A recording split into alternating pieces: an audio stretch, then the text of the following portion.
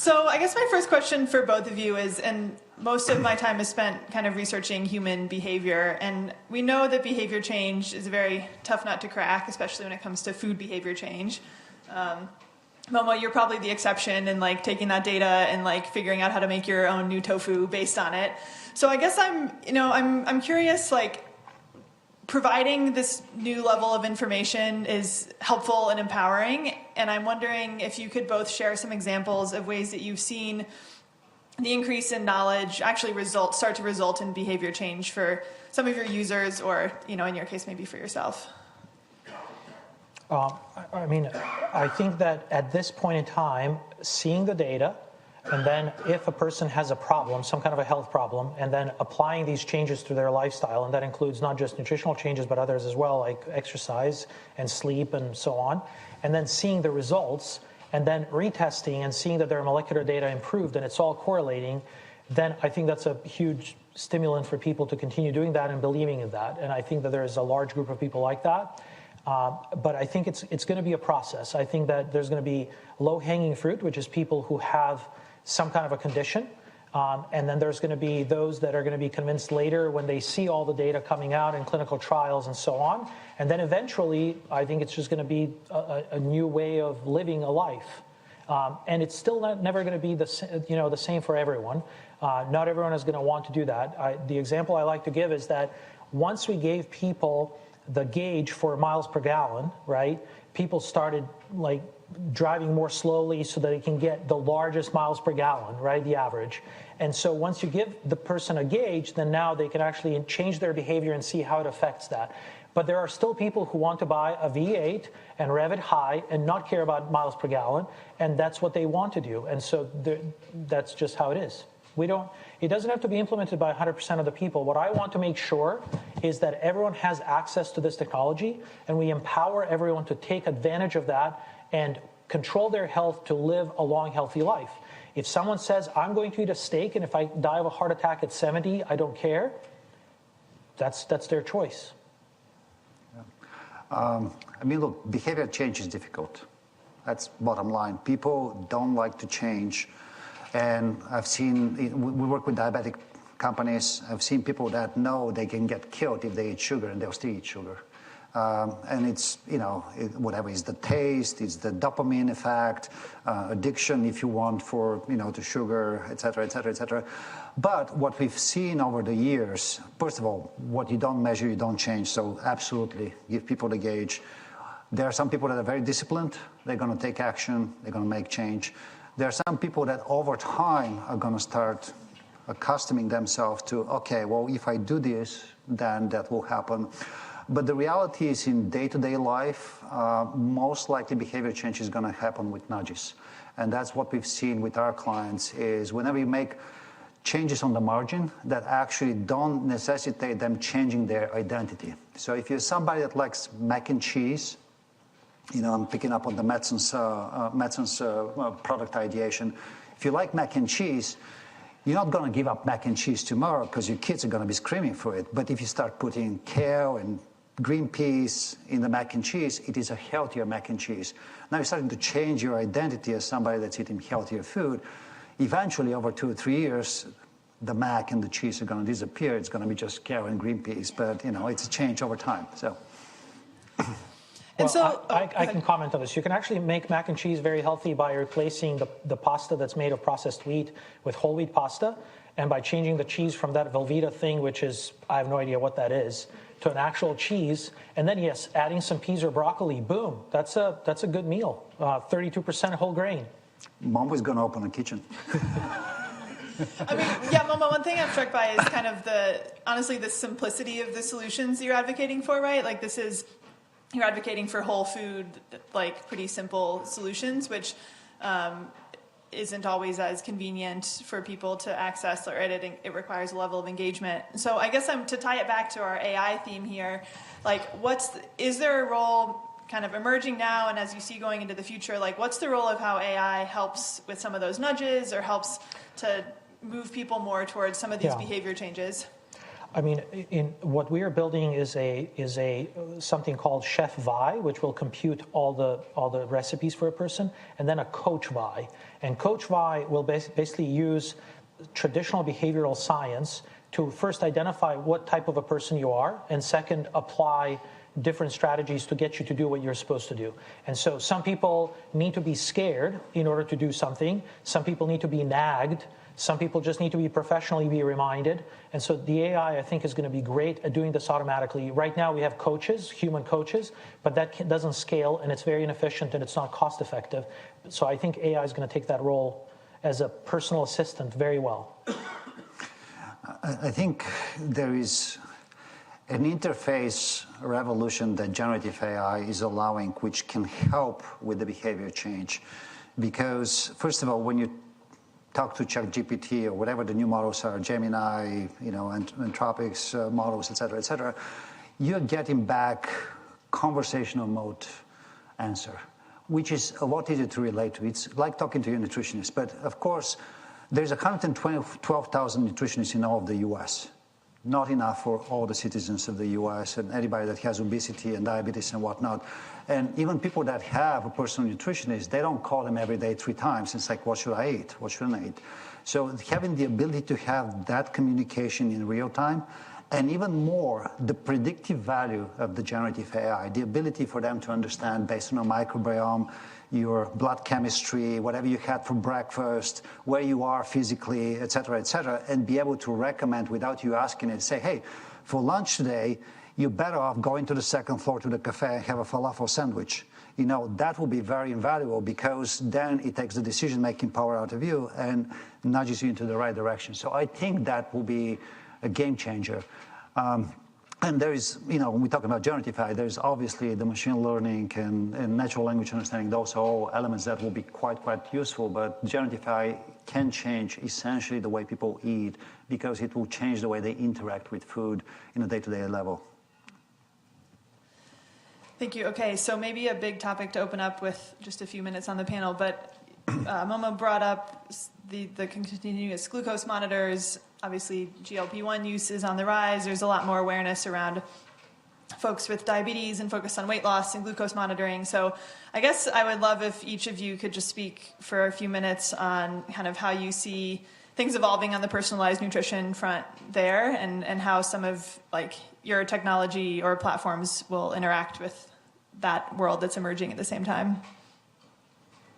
You want to take it? Sure. Well, we knew from the beginning that my wife and I tested CGMs back 7 years ago, meaning we tried to wear these. I wore actually 2 on the 2 different arms for about 3 months, and I was recording what I was eating, and I was looking at the spikes, right?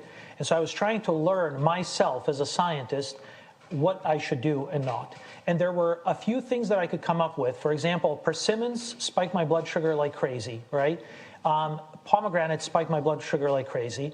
And we could also learn that sweet potatoes were good for me and potatoes were good for my wife. And it was a flip, meaning that it had the opposite effect. So there were a few generic things that we could learn. But what we realized is that we couldn't make we couldn't figure out all the decisions. We couldn't make all the decisions because the context mattered. If I wanted to eat a slice of bread and ask myself, how much is that going to spike my blood sugar? It depended on whether I'm going to put a peanut butter and jelly sandwich on it, or I'm going to eat it with an egg, or I'm going to eat it with something else. And so the number of combinations becomes too vast for me to experiment, and it takes a lot of diligence to actually do all this. So that's why we carried out that very expensive study, where now we can compute that. And for that study, I didn't go into details, but we assembled a nutritionist panel that identified 104 different kinds of meals that were meant to represent sort of the whole human food choices in terms of macronutrient combinations. And that would be very difficult for an individual person to do. So I think our decision has been always, why don't we do the hard science and just deliver the recommendations simply, eat this, do not eat this, or eat this amount of this, right? And that way you don't have to do any of this. But the technology now, CGMs are now $50 for a 2-week, right? The new ones that came out. So if someone really wants to geek out and go and measure it, that's fine. But I don't think that you can count on a lot of people being able to do that successfully. And then I'm not sure what the question was on GLPs. It was, well, Victor, we had talked a little bit beforehand on that being a topic worth bringing up here, but I think maybe just related to it is like as people are thinking more about nutrient density, if they're eating smaller amounts of food, obviously a lot of food companies are concerned about the ways GLP-1s are going to be impacting people's consumption habits. And so I'm kind of curious, like, maybe it just creates a even larger population who's focused on thinking about nutrition in a different way, but is that a group that you're focused on or working with at all? We are not. I think GLP will contribute to people eating less food, and that's it. But it's not going to help them in any way choose the right foods for themselves and choose nutritious foods. And so to me, those two are completely separate topics. We are focused on choosing the right foods for you and the right nutrition for yourself. And GLP will never do that. So I think both have a purpose. If you cannot control your hunger, then I think GLP is helpful. Although people who generally, people who go on our diet, they get their satisfaction for smaller amounts of food. So they tend to eat less just because they're satisfied more early. But I think there's a role for GLP. All right, so I'll take those as two separate, the CGMs and then the GLP. I haven't worn two CGMs at the same time, but I did wear CGMs for 7 years on and off just to see what happens. One tip for me personally, if I have a spoonful of yogurt before any carb, it dampens the blood glucose spiking up. So that's Bulgarian yogurt only. Bulgarian yogurt, of course. CGMs are useful because people see in real time how their blood glucose reacts, and that is an actionable item for a lot of people. Not everybody would track the food, but people would notice, okay, I just had a banana and my blood glucose went through the roof. Maybe next time I'm going to think about having a banana. And where I think it's going to tie out with our data, and we've talked to Abbott, who is the maker of Libre and one of the big CGM companies, is to tie food logging data to CGM data, right? You just had a piece of pizza, you record that, and then the CGM company automatically records the blood glucose. You can start relating that over time, and eventually you can start having personalized meal recommendations for you, for your CGM measurements, what foods you should avoid, what foods should you eat, what combinations of foods are good for you, because a food individually may not be good for you, but in combination with something else, it might be okay. So that is one area that I think we can be helpful, where we marry our data to CGM data and do personalized meal recommendations. GLP-1, it's already happening. So we already have clients. Noom is one of our clients. They have changed. They've seen their business change because people are eating GLP-1s. It's like, why do I need a weight loss app, right? When I can, just take a pill. The reality is there is a lot of side effects, and obviously they're very expensive drugs. So everybody in the insurance industry is screaming and saying, get them off those drugs. It's $1 trillion we have to pay out if people are all covered by that. So there's a whole movement around eating before even you get to GLP-1, so you don't have to. Eating while you're on GLP-1, because you need to have high protein, high fiber foods to maintain your muscle and gut microbiome. And then how do you eat after you get off GLP-1, right? So that's all questions. And these are all questions that can be answered based on data, personalized meal recommendations, meal planning, and whatnot. So we're seeing this happening. And I think it's going to be here to stay, because GLP-1 is just starting to explode. There's about 70 new drugs in development. Some of them are going to be orally taken. They'll be as cheap as $35 a month, and it's going to probably stay here until everybody loses their weight. Okay, last question for me, and we'll have some time for questions from the audience. So as Momo described it, I'm 3D printing a human right now, and I want to take us into the future a little bit. I'm imagining her 10th birthday, so we're March 2035.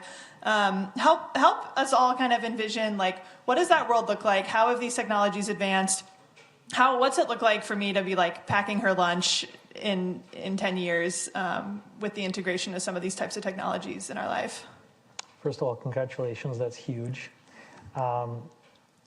So I think I touched upon that, but you will have an AI assistant that will be like Alexa today, but it'll be tied to your phone, and you'll be able to say, hey, Coach Vi, and then you can ask any question, literally with just normal English language.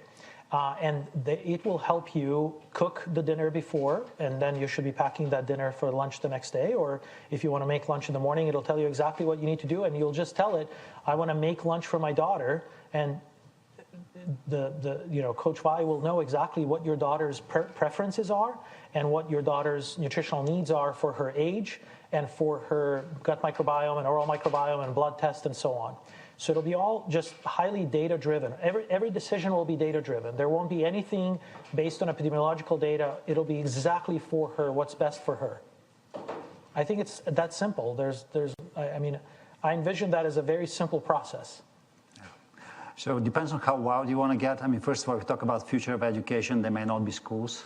There'll be like personal educator mentors that know you specifically, and you interact with them in a virtual reality, kind of a little bit kind of Star Wars type of situation. And then you don't need to have packed lunch, but you might have actually a robot that is very proficient with high acuity in their touch, and has all the recipes in the world, knows your daughter very well, knows what she likes, she doesn't like. Maybe she doesn't like celery, but, hey, we'll figure out something, how to sneak some celery because it's very good for her. And that robot might be able to cook the meal for you. If you want to cook it, by any means, take over and do the cooking yourself, et cetera, they'll be able to recommend. Maybe they'll chop the celery for you so you don't have to do that task. But that's how I envision it.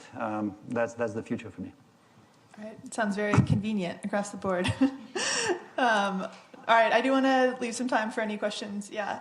Here, right there. I have a question for you. So you were talking about personalized nutrition based on your individual microbiome, but I'm sure you've heard of products like Timeline Nutrition, where they're talking about extracting compounds from food products, irrespective of the state of your microbiome, that you will still be able to benefit from these compounds. Isn't that also a reality of the future that we are envisioning?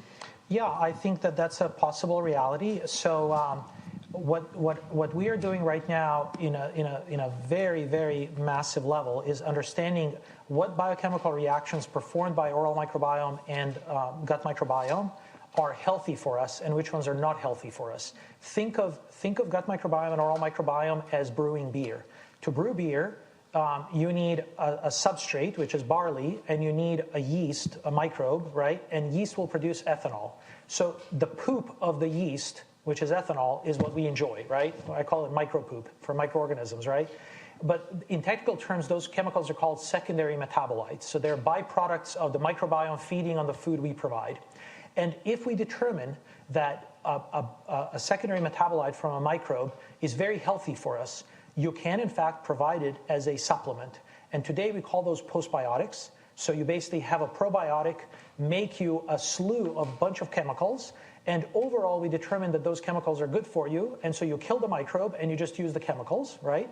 But if you want to isolate very specific chemicals such that you know that you're not providing a slew of chemicals, you're just providing that one chemical, I think that's a fine supplement. In fact, those people in the blue zones, they get plenty of those chemicals from their microbes because they've worked that out evolutionarily.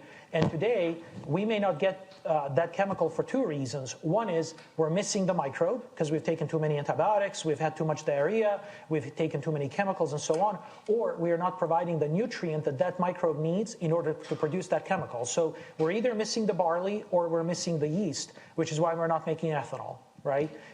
And so, yeah, providing that secondary metabolite may be great.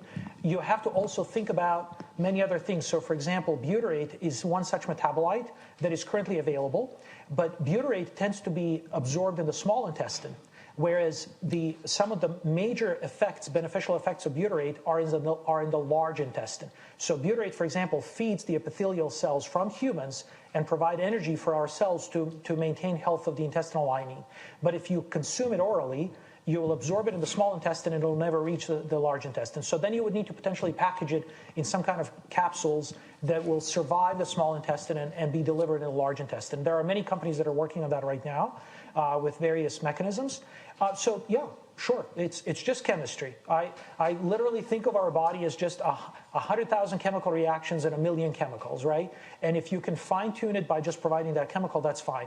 But why would you do that if you can eat a delicious meal and have the same effect? and you can have fun in the kitchen cooking it. Next question.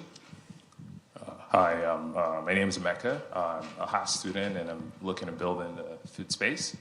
Thanks a lot for your what you've shared today, both Victor and Momo. I have a couple questions, and both of you can take this. The first is around access. You mentioned that access is important to you at Viome, making sure that everyone has access to personalized nutrition that works for them. But I think one challenge to that is there's growing inequality. Yep. So here in Silicon Valley, we might have access to paying $300 for the test, and I get it. et cetera. Yeah. So I'm curious, how do you guys look at that? Like, how do you help the rural? I have a second part as well. The rural family in, say, Mississippi. Yeah. And then secondly, you mentioned closing the loop. So Coach Viome, Chef Vi, to try to make it easy for people to actually have access to the foods that you're recommending for them. I'm really curious because it looks like you made a product decision to focus on, sort of supporting people that, say, cook at home. So I'm curious as to why you didn't maybe go the route of, there's like meal prep companies out there that are providing like personalized meal packs that make it easy to, cook at home. Great questions. So I'm just curious, like, how did you make those decisions? Been thinking about this since day zero. So first of all, in terms of accessibility, we literally work 7 days a week, 365 days a year to make Viome available to every citizen on Earth for free. That is our goal, and we are not going to stop until that happens. Now, how is this going to come free? Right now, if you go to Viome and want to order one of these top kits, it's $400, right? That's not affordable to everyone. Although, when you add up all the stuff you buy, like that's 4 family dinners that might give you diarrhea and might have antibiotics and might do you harm, right? So it's all relatively speaking. But we are doing randomized control trials on some of the most common diseases in the United States. And at the same time, we're trying to reduce the cost of these tests. And so at some point in time, we're going to get to a point where we have randomized control trial results and we can do health economics to show that this is truly preventive medicine. The moment we show that this is truly preventive medicine, whoever is paying for your healthcare today is going to pay for your Viome, because they're going to say, if I pay for a Viome X dollars today, I won't have to pay for your healthcare 10X tomorrow. That's basically what it's going to be. And whether that's your vertically integrated health insurance plan, whether that's a nationalized healthcare system like the NHS in the UK, whether that's a self-insured employer who we are already speaking with, all of those entities are paying for your healthcare, and they will pay for Viome for free. And we actually have pilot programs running right now that are fully subsidized, meaning employees would receive Viome services for free. So we're already running those based on our preliminary clinical trial data. But that will happen. It's just a matter of time. Now, please note, guys, I mentioned the word metatranscriptomics, okay?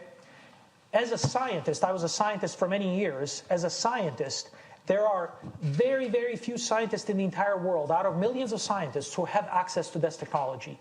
And we bring this technology to your home anywhere in the world for $100 a test.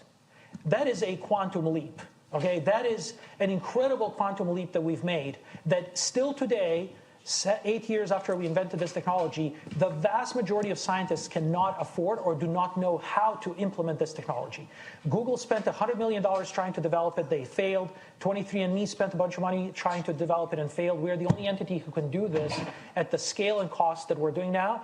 And like I told you, we're working 7 days a week to reduce it. So that's one answer. And the other question in terms of people who don't cook at home, they need to start cooking at home. Okay, so one huge problem that I see today is that all this misinformation about foods has created a negative relationship with food, right?